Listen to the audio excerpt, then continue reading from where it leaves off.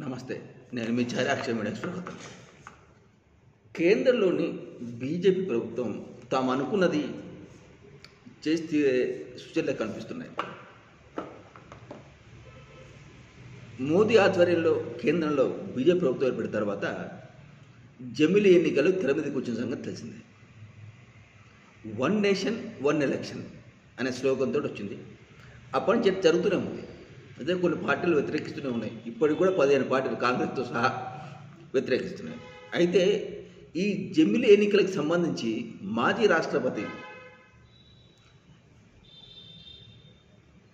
ఈ కోవింద్ ఆధ్వర్యంలో ఉన్నత స్థాయి కమిటీని ఒకటి వేసింది. ప్రస్తుతం ఆ కమిటీ జమిలి ఎన్నికలకు సై కొట్టింది. దీంతో ఆ కమిటీ సిఫార్సులని ఆ కమిటీ నివేదికని కేంద్ర క్యాబినెట్ ఆమోదం తెలిపింది. సో ఈ శీతాకాల సమావేశాల్లో ఈ జమిలి ఎన్నికలకు సంబంధించి చట్టం తీసుకొచ్చే అవకాశాలు మనకు ఎక్కువగా కనిపిస్తున్నాయి. అయితే ఈ జమిలి ఎన్నికలకు సంబంధించి రామ్నాథ్ కోవింద్ గారి కమిటీ 18 సిఫార్సులు చేసింది. అదేంటంటే చట్ట సవరణ రాజ్యాంగ సవరణకు 18 సిఫార్సులు చేసింది. ఈ 18 సిఫార్సుల్లో ఎక్కువ శాతం అసెంబ్లీలో ఆమోదం పొందాల్సిన అవసరం లేదు. అంటే ఇది ఖచ్చితంగా ఈ జమిలి ఎన్నికల చట్టం ఒకటి రాబోద్దు అనేది ఇక్కడ మనకు స్పష్టంగా అర్థమవుతుంది. అయితే ఈ జమిలి ఎన్నికల ప్రతిపాదనని మొదటి నుంచి కూడా కాంగ్రెస్ వ్యతిరేకించింది 15 పార్టీలు. ఎందుకంటే ఇది సమాఖ్య స్ఫూర్తికి విరుద్ధంగా ఉందని. ఒకే దేశం ఒకే ఎన్నికలని ఒకే పార్టీ పెడితే పని అయిపోతుంది కదా అన్న వాదనలు కూడా వినిపిస్తున్నాయి.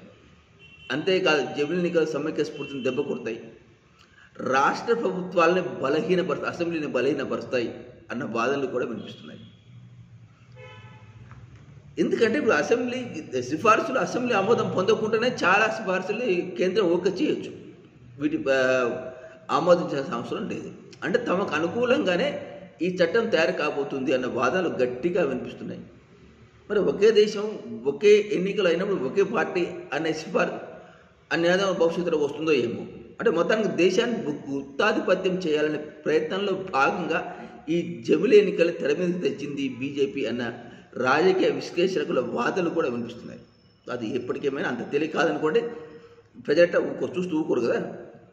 కాబట్టి ఏంటంటే సమాఖ్య స్ఫూర్తికి మాత్రం ఖచ్చితంగా ఇది విరుద్ధము అనే వాదన వినిపిస్తున్నాయి. ఈ జమిలి ఎన్నికలకు సంబంధించి ఈ రామ్నాథ్ కోవింద్ కమిటీ ఇచ్చిన సిఫార్సుల ప్రకారం ఒకటేంటంటే అసెంబ్లీకి కేంద్రానికి ఒకేసారి ఎన్నికలు జరుగుతాయి. ప్లస్ ఇంకా 100 రోజుల తర్వాత ఖచ్చితంగా నగర ఈ పంచాయతీ ఎన్నికలు కూడా నిర్వహించాలి. ఇది మరి అధిక భారం మోపుతుందా, దీనివల్ల లాభం నష్టం అనేది ఇప్పుడు దీని మీద చర్చ జరగాల్సిన అవసరం ఉంది. ఎందుకంటే గుడ్డిగా వదిలేస్తే సరిపోదు. ఎందుకంటే రాజ్యాంగాలనే 18 సవరణ చూస్తుంది అక్కడ. ఇంతవరకు రాజ్యాంగం ఎన్ని సవరణ జరిగిన సందర్భాలు లేవు. ఒకేసారి సవరణ జరిగి ఉండొచ్చు, కానీ ఒకేసారి 18 సవరణలు, అది కూడా అసెంబ్లీలో ఆమోదం లేకుండా కొన్ని సిఫార్సులు ఉన్నాయి. అలా ఇదంతా చూస్తుంటే బీజేపీ తనకు అనుకూలంగా మార్చుకునే అవకాశాలు ఎక్కువ ఉన్నాయి. ఏకఛత్రాధిపత్యం వీలే ప్రయత్నం చేస్తుంది. ఇది సమాఖ్య స్ఫూర్తికి దెబ్బ అన్న వాదనలు మాత్రం బలంగా వినిపిస్తున్నాయి.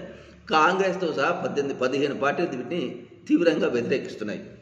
మరి ఇది ఈ శీతాకాల సమస్య చట్టంగా తయారైతే పరిస్థితి ఏంటి? అసెంబ్లీలు నిర్వీర్యమైపోతే ఇది ప్రజాస్వామ్య స్ఫూర్తికి దెబ్బ కదా అన్న అనుమానాలు రేకెత్తుతున్నాయి.